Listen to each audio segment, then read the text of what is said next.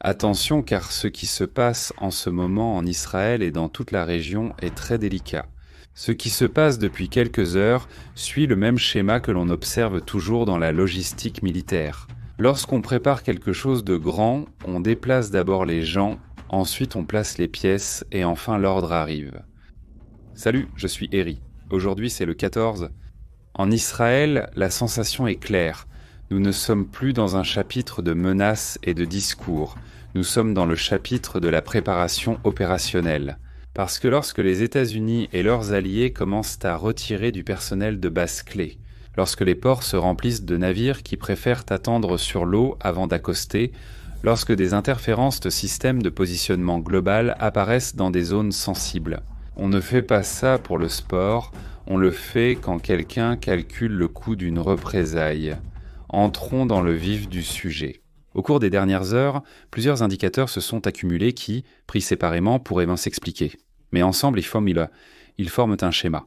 D'abord, l'alerte publique. Des avis de sécurité ont été émis pour les citoyens et le personnel américain dans toute la région, leur demandant de limiter leurs déplacements près des installations militaires. Cela, traduit en langage réel, signifie « n'approchez pas d'une cible militaire potentielle ». L'autre chose, c'est ce qui se passe derrière la vie. Aujourd'hui, il a été rapporté que les États-Unis ont commencé à réaffecter du personnel et des ressources depuis la base d'Al-Udaïd au Qatar. Al-Udaïd n'est pas une base ordinaire, c'est l'un des centres névralgiques du dispositif militaire américain dans la région. Dans la doctrine militaire, lorsqu'on retire le personnel non essentiel, cela signifie que si nous sommes attaqués en retour, il n'y aura ni civils ni personnel de soutien au milieu. Maintenant, pourquoi le Qatar et pourquoi Al-Udaïd ? Eh bien parce que l'Iran répète le même message depuis plusieurs jours. S'il y a une attaque américaine, les cibles ne seront pas seulement Israël, mais aussi les bases et les actifs des États-Unis. Attention, les pays de la région qui facilitent ou hébergent des opérations américaines ou israéliennes seront aussi concernés. Quand un régime comme l'Iranien le dit ouvertement, ce n'est pas pour impressionner sur X, mais dans le cadre de sa stratégie de dissuasion. C'est quelque chose qu'ils peuvent aussi mettre en pratique, et nous l'avons déjà vu lors de la guerre des 12 jours en juin de l'année dernière. Et, et, et, et, et, et, et, et, et, et. Et comment on entend les tirs? Regarde, attends maintenant. Pendant ce temps, le deuxième indicateur apparaît, a commenté Festina. Le Royaume-Uni bouge aussi ses pions. Un avion britannique a été signalé aujourd'hui dans la région pour un transport d'évacuation. Peu d'informations permettent de confirmer les détails du vol minute par minute. J'en assume la responsabilité.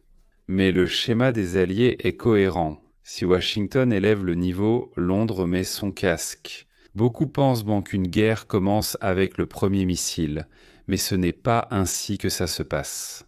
Le début réel commence lorsque les décisions sont irréversibles. Quand le personnel, la logistique et le prépositionnement sont déjà en place, que tout un mouvement stratégique a eu lieu, ce n'est ni arbitraire ni insensé. Si ce n'est qu'un spectacle, sachez que tout ce mouvement implique beaucoup d'argent, même si vous ne le croyez pas. À ce moment, réputation, sécurité et argent sont en jeu. Personne ne fait ça. Dire ensuite que c'était une distraction, et si oui, alors pour quelque chose de bien plus important.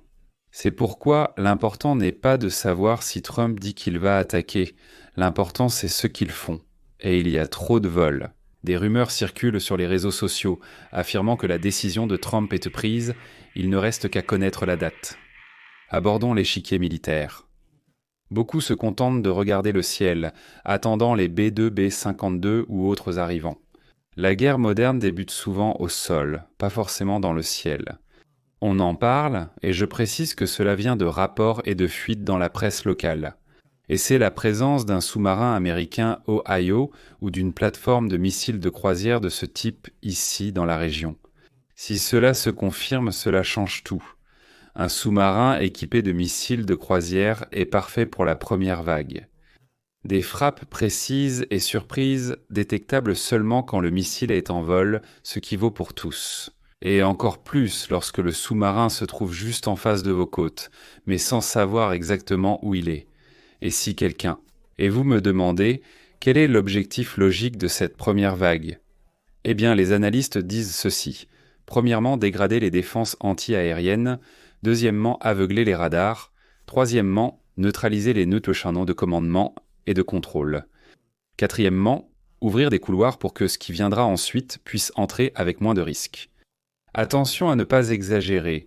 La présence navale américaine au Moyen-Orient paraît aujourd'hui inférieure à celle d'il y a un an. L'année dernière, à la même époque, par exemple, lorsque le United States Ship Harry Truman opérait dans la région pour dissuader et affronter les Houthis au Yémen, le déploiement était beaucoup plus important. Un super porte-avions nucléaire et un grand groupe de destroyers l'accompagnaient, en plus d'autres navires dotés de capacités de défense antimissiles. En Méditerranée. Et qu'est-ce qui a changé ? Eh bien, ces derniers mois, le Pentagone a dû déplacer des ressources vers d'autres fronts. Un de ces mouvements a été le renforcement dans les Caraïbes, lié à la question du Venezuela abordée ici sur la chaîne. Résultat, on constate une réduction significative de la présence dans des zones comme la mer Rouge, le golfe d'Aden ou le golfe Persique. La marine américaine ne publie habituellement pas le nombre précis de navires présents en temps réel dans la région, mais a confirmé une information clé cette semaine. Le destroyer lance-missiles, l'United States Ship Roosevelt de classe Harley Burke, a traversé le golfe Persique et opère actuellement dans la zone de responsabilité du commandement central des États-Unis. Ici, dans la région, maintenant, qu'est-ce qui serait visé si la frappe avait finalement lieu ici ? Il convient de noter que beaucoup disent que l'attaque pourrait avoir lieu dès ce soir, dans la nuit ici au Moyen-Orient, ou même demain. Nous ne le savons pas, mais à ce sujet, il y a deux récits, il y a deux possibilités. La première, c'est celle que tout le monde connaît. Une nouvelle attaque contre des centres nucléaires importants en Iran. La seconde, qui semble plus politique, mais tout aussi militaire, concerne les nœuds de la répression interne. Aujourd'hui, des rapports indiquent que Washington examine une longue liste d'objectifs. Au moins une cinquantaine, non seulement des installations nucléaires, mais aussi des infrastructures de commandement, des bases des gardiens de la Révolution et des points clés utilisés pour contrôler la rue. C'est justement là où tous les regards sont actuellement tournés. Étant donné la répression exercée par le régime contre toutes les personnes qui manifestent, cela fait déjà plus de 2 semaines. Le langage simple, il ne s'agit pas seulement de freiner le programme nucléaire de l'Iran, qui est déjà presque disparu, mais de démanteler complètement sa machine. Et si cela va dans ce sens, l'intention ne serait pas seulement de détruire des bâtiments, mais de changer l'équilibre interne. Ce que Trump a déclaré publiquement ne calme pas les esprits et génère davantage de confusion et de spéculation. Interrogé sur d'éventuelles représailles iraniennes en cas de contre-attaque, il a répondu, fidèle à son ton habituel. Ils l'ont déjà dit et vous avez vu le résultat. Et quand on lui a demandé à propos de l'aide qui avait été promise aux Iraniens, il a dit « Vous le découvrirez bientôt ».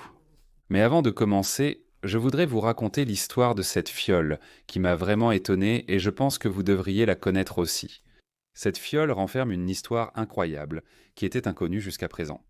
À l'intérieur se trouve de la terre du mont du Temple à Jérusalem, sauvée par des archéologues après que des milliers d'années d'histoire aient été réduites en ruines. C'est notre chance d'empêcher l'histoire de disparaître. Démarrez l'année avec un lien personnel avec Jérusalem. Cliquez sur le lien dans la bio ou scannez le code pour profiter d'une offre spéciale. Ce n'est pas de la diplomatie, mais de la pression psychologique, ce qui explique la délicatesse de la situation. Une chose est une opération limitée, une autre chose est une opération que le régime interprète comme une tentative de renversement pour essayer de les faire tomber. Parce qu'à ce moment-là, l'Iran peut décider que le coup de rester inactif est pire que le coup d'élargir le conflit. Et c'est pour cela que toute la région se prépare. Alors passons à Israël parce qu'ici, tout le monde sent que quelque chose arrive, c'est palpable dans l'air. Et ici en Israël, quand il y a des signes qu'Iran ou l'un de ses proxys pourrait réagir ou attaquer, 3 choses se produisent, presque toujours. Premièrement, l'alerte militaire et celle de tous les organismes gouvernementaux augmentent. Deuxièmement, les déploiements de défense aérienne sont ajustés. Et troisièmement, les municipalités commencent à vérifier les abris, les protocoles et les communications. C'est exactement ce que l'on ressent actuellement. Des mouvements préparatoires, certains visibles et d'autres qui se font de manière très discrète. On a également observé aujourd'hui des mouvements de batteries de défense aérienne dans les zones les plus vulnérables, comme celles déployées pour protéger la ville de Jérusalem. Une attention particulière est portée, comme vu aujourd'hui à Dimona, symbole stratégique majeur où se trouve le réacteur nucléaire d'Israël. Alors, parlons-nous d'un scénario où l'on s'attend à un véritable échange balistique, pas seulement une alerte. Et à cela, ajoutons un autre sujet qui a également suscité beaucoup de discussions aujourd'hui, le vol de l'avion du Premier ministre israélien, l'avion d'État. Beaucoup ont spéculé. L'avion a décollé et volé plusieurs heures avec un autre appareil turc. Ils sont restés 3 heures dans les airs avant de revenir atterrir, sachant que Netanyahou ne se trouvait pas à bord. Ce qui a été dit, c'est qu'il s'agissait d'un vol de maintenance, puis différentes versions sont apparues, disant que c'était une mission de routine et d'autres qu'il s'agissait d'un entraînement. Que pouvons-nous en conclure ? Eh bien, avec l'essentiel. En cas de tension avec l'Iran en Israël, on protège les actifs clés, disperse les capacités et réduit la vulnérabilité. Cela ne signifie pas que cela a commencé, mais que des précautions et de nombreuses mesures sont prises. Et pendant ce temps, de l'autre côté, les Houthis Ansar Allah, au Yémen, élèvent aussi leur ton et leur niveau de préparation. Parce que si les États-Unis s'impliquent de pleinement, ils comprennent qu'ils pourraient devenir une cible immédiate, surtout s'ils essaient d'ouvrir un front contre Israël. Aujourd'hui, des mouvements ont été signalés au Yémen avec des missiles, et en Irak. Maintenant, ce qui se passe à l'intérieur de l'Iran est une histoire à part, et c'est là que l'urgence se mêle à la tragédie. L'Iran connaît une crise interne brutale, avec des milliers de morts signalés et une forte répression. Cependant, un problème majeur demeure, la vérification. Pourquoi ? Parce que le régime a imposé des coupures d'Internet, intensifiées jusqu'à un blocage et une restriction totale de la connectivité. Et quand un pays s'éteint numériquement, ce qui se passe à l'intérieur devient un brouillard de guerre informationnelle. Même ainsi, l'information finit par filtrer. Et un phénomène dont on parle beaucoup, c'est l'utilisation de Starlink par des personnes à l'intérieur de l'Iran pour communiquer avec l'extérieur. Même en mouvement, dans des voitures, comme les images que vous voyez à l'écran où ils essaient d'éviter d'être localisés. C'est un signe que la population cherche n'importe quelle fenêtre pour respirer sur le plan de l'information. Mais en même temps, il est rapporté que le régime tente d'interférer, de bloquer et de localiser ces points de fuite d'informations. Et dans ce contexte, les autorités judiciaires iraniennes ont parlé de sanctions rapides et décisives. Traduction. Des procès expéditifs et une main de fer qui vont même jusqu'aux exécutions. Et tout cela doit être compris. Si les États-Unis décident d'attaquer pour soutenir les manifestants, le régime va essayer de présenter cela comme l'ennemi extérieur. Il est derrière tout cela et cela peut diviser une partie de la population ou l'enflammer davantage. Mais dans les deux cas, ce qui arrive est très dangereux, parce que le régime peut devenir plus agressif à l'intérieur comme à l'extérieur en même temps. Et c'est pourquoi, pour moi, l'indicateur le plus préoccupant n'est pas quelques publications faites sur X. Le silence opérationnel s'installe lors des relocalisations, de l'accélération de la protection, du changement de comportement du commerce maritime et de l'alignement des alliés, car un événement est imminent. Une donnée économique qui est également sur la table, c'est l'annonce de droits de douane de 25% pour les pays qui font des affaires avec l'Iran. Ceci, évidemment, est une sanction de la part des États-Unis. C'est important car cela montre que Washington exerce une pression militaire, économique et politique totale. Et quand on combine ces trois éléments, eh bien, normalement, ce n'est pas pour organiser une conférence de presse. Aujourd'hui, il a été rapporté que 5 banques iraniennes risquent la faillite. Un coup de pouce de plus, et sans aucun doute, elles s'effondreront. Comme nous le voyons, tout évolue très très rapidement. Maintenant, y a-t-il quelque chose qui pourrait déterminer si cela restera un incident isolé ou si cela deviendra quelque chose de bien plus important ? Parce qu'après une phase initiale, c'est-à-dire une attaque de la part des États-Unis, tout dépendra de la façon dont l'Iran réagira. Si la réaction iranienne se limite à des cibles américaines, des bases, des navires ou des actifs militaires, il est très probable que nous assistions à un jeu de pression et de contention, Coup, riposte, puis négociation. Les dents bien serrées. Dur, dangereux, mais tout reste encore très limité, très restreint et contrôlé. Mais il y a une ligne que si l'Iran franchit, cela change complètement la donne, et cette ligne, c'est une attaque directe contre Israël. Parce qu'au moment où l'Iran décidera de frapper Israël ouvertement, on ne parlerait plus seulement de représailles contre les États-Unis, mais on parlerait d'un saut qualitatif. Ce qui pourrait donner à Washington et à ses alliés, dans ce cas aussi à Israël, la légitimité politique et militaire pour élargir l'opération à une seconde étape beaucoup plus intense et beaucoup plus complexe qui, bien sûr, donnerait le feu vert à Israël pour passer à l'offensive. Cela signifie une seconde étape. Eh bien, les objectifs cessent d'être dissuasifs, c'est-à-dire de montrer la force et d'envoyer un message pour devenir structurels.